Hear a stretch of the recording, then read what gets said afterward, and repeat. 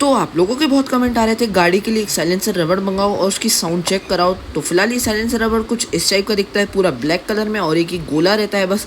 तो फिलहाल मैं इसको साइलेंसर पे फिट करता हूँ और इसको थोड़ा सा दबाने पे ही ये साइलेंसर फिट हो जाता है और धक धक मारने पे ये टाइट हो जाता है, जैसे चलती गाड़ी में गिरे ना।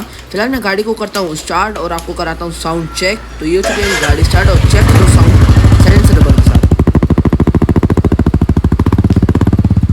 अब मैं साइलेंसर रबड़ को निकाल देता हूँ और अब साउंड चेक करो आप।